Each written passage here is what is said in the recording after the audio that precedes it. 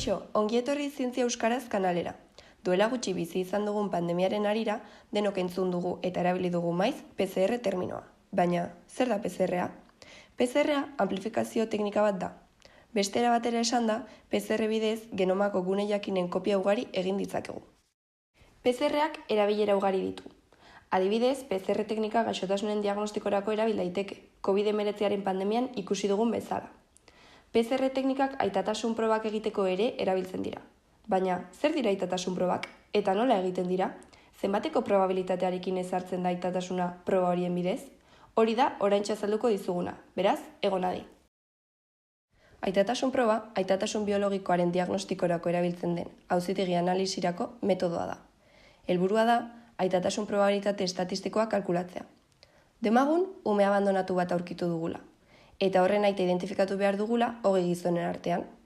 Identifikazio horretarako, giza genomako hainbat DNA sekuentziaren analisia egin daiteke PCR bidez.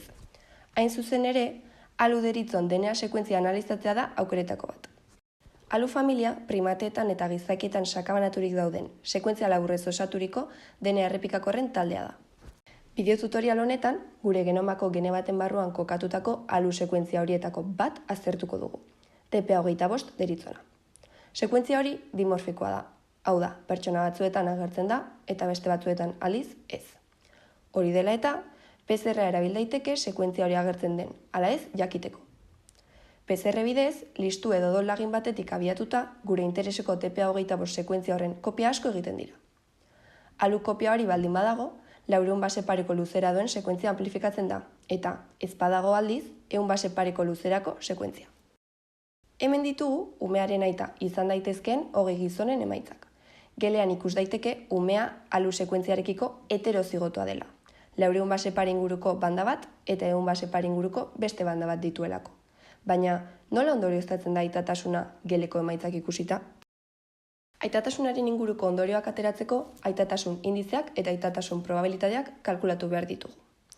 Aitatasun indizearen formulari begiratzen badiogu, zenbakitzailean jartzen da gizona umearen aita izan ezkero, umearen eta gizonaren aleloa berdinak izateko probabilitatea. Izendatzailean aldiz, umearen aleloak populazioan duen probabilitatea jartzen da. Kalkulu horiek 20 gizoneko taldeko kide bakoitzerako egiten dira. Bideo honetan 11. gizonaren kasua aztertuko dugu. Elektroforesian ikus daiteke umea heterozigotoa dela, eta 11. gizona aldiz TP25 kopiarekiko homozigotoa. Beraz, gizon hori umearen aita dela suposatuz, alelo hori transmititzeko probabilitatea batekoa da. TP25 kopiadun aleloaren maiztasuna kalkulatzeko populazio osoaren elektroforesiko emaitzak aztertu behar ditugu.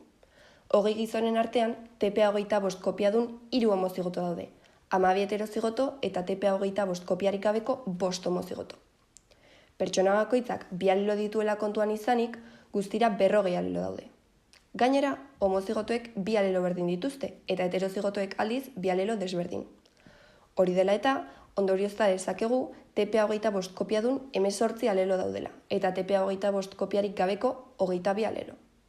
Datu horietatik abiatuta, aleloek aztertzen ari garen 20 gizoneko populazioan dituzten maiztasunak kalkulatu ditugu. 40 aleloetatik 18 dira TP25 kopia dutenak eta beraz TP25 kopiadun aleloaren maiztasuna 18 zati 40 berdin 0,45 da.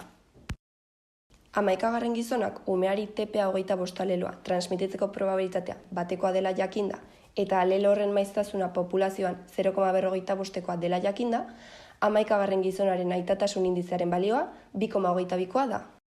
Aitatasun indizea kalkulatu ostean, balio hori aitatasun probabilitatearen formulan ordezkatuz, 11. gizonaren aitatasun probabilitatea 174koa dela ondoriozta dezakegu. Behin balio horiek lortuta, 11. gizonari umearen aitatasuna egotzi altzaion aztertu behar dugu Humelek definituriko irizpidetan oinarrituta.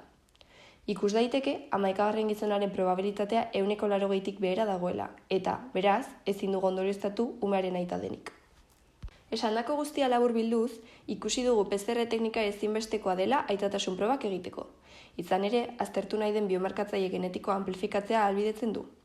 Amplifikazioa egin ondoren, elektroforesia egiten da, eta agarrosasko geleko bandak aztertzen dira. Behin umearen eta aita posibleen genotipazioa eginda, aitatasun indizeak eta aitatasun probabilitateak kalkulatzen dira. Gizon bat ume baten aitatzat hartzeko, aitatasun probabilitateak 99% baina altuagoa izan behar du. Izan ere, aztertzen diren biomarkatzaileak oso polimorfikoak dira, eta beraz, beharrezkoa da hainbat biomarkatzaile aztertzea, eta ahalik eta biomarkatzaile gehien elkarren artean bat etortzea. Espero dugu ondo ulertu izana aitatasun probak zer diren eta nola egiten diren. Mila esker zure arretagatik, agur!